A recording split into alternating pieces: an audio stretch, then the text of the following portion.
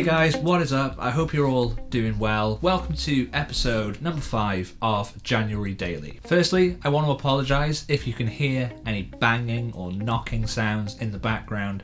It seems now that everybody is back at work, including the people who work on the construction site behind my house. So we all have those guys to thank if the audio quality is awful. But hey, we'll power through. So today I want to talk about how to actually practice the guitar. It's a really difficult question because I think what most people do when they practice is they just gravitate to the things that they enjoy the most. So that might be playing along to backing tracks. It might be learning guitar solos from your favourite artists or your favourite songs. There's just so many possibilities. There's just so many things to learn on the guitar that it's just difficult to know what to focus on, right?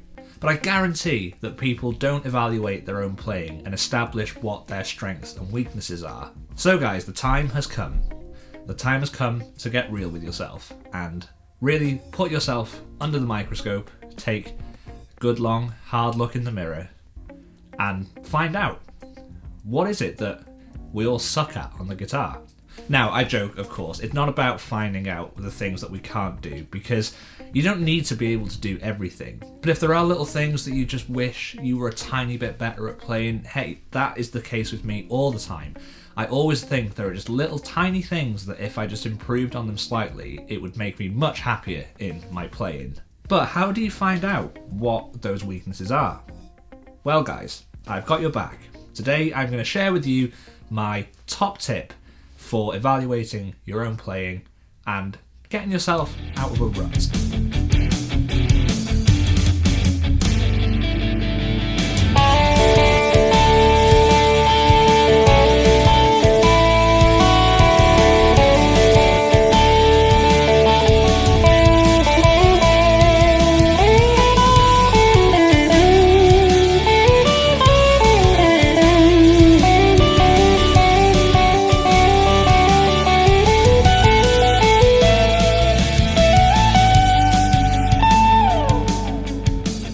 Yes guys, I hate to break it to you, but the best way to find out what you need to practice to highlight those weaknesses is to just record yourself playing guitar. Now guys, don't hate me. I know that hitting that record button is a really daunting thing, especially if you've never recorded anything before.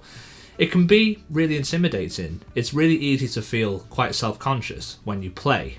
But that's why you need to be recording yourself, because the benefits are twofold. One, it'll highlight any weaknesses or imperfections in your playing, and secondly, it gets you really comfortable with recording. If you ever wanted to do music professionally, if you want to do session work, if you want to work with bands, or even if you just want to record guitar videos to put on YouTube or up on Instagram, then getting comfortable with the kind of recording environment is going to be really beneficial for you. Now, it doesn't really matter too much what you use to record yourself. I use Logic just because that's what I use anyway for all of my recording work. But if you don't use Logic, you can use GarageBand. If you're a Mac user, that's free software that comes with your computer. You can use your voice memo app on your phone, or you can just download any free version of DAWs or digital audio workstations as they're known. So what's the benefit of recording yourself? Can't you just listen to yourself play normally, and won't that do the same thing? Well, you would think so, but no is the short answer. When you're listening to your guitar in the room, quite often there are other factors that basically kind of impair your hearing and distort it slightly from what is actually happening. It's the same reason that people hate the sound of their own voice when they hear it back in a recording. It's because you're not used to hearing it in its purest form. And that's what you're doing by recording the guitar. You are hearing your instrument and your playing in the purest, most fundamental form. We all love playing guitar with reverb, loads of reverb. We enjoy effects, we enjoy getting a really nice tone in the room when we're playing. They're all things that we like to hide behind. And I'm the same, and we do it because it's enjoyable and it's pleasing to our ear. But when you record, all of that is taken away. So it's going to highlight any times that you don't fret the string correctly, any instances where you're out of time, any instances where you're out of tune. It really, really does focus in on the nuances in your playing. Now guys, I'm not going to lie to you, it's going to be a really, really uncomfortable exercise at first. You're going to hear your playing in a whole new light, but persevere, power through it. The benefits are countless, and you're going to progress so much quicker if you understand exactly what you sound like on the guitar. So whether you want to put a metronome on and practice your scales, whether you want to play along to a backing track, or whether you just want to noodle around on the guitar, the main thing is just to record and to listen back and get comfortable with that exercise. You might notice when you bend, you're overbending or you're underbending, you're not quite getting to the pitch that you're trying to bend to. So again, that's then something that you can work on. You might find that you're out of time, that you're either playing ahead or behind the beat.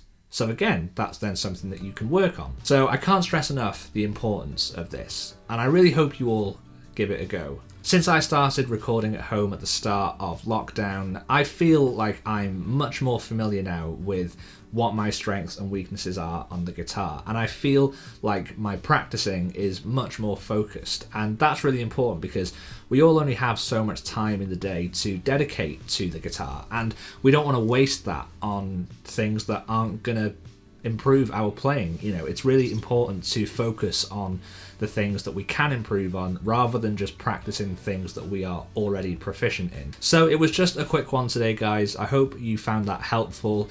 It's something that not everybody thinks about. They think recording is the final product and they don't often see it as a practice tool. So I hope you're able to implement that and at least have a go. So guys, before I let you go, if you haven't already, make sure to hit the subscribe button and ring the bell to get notified when I upload.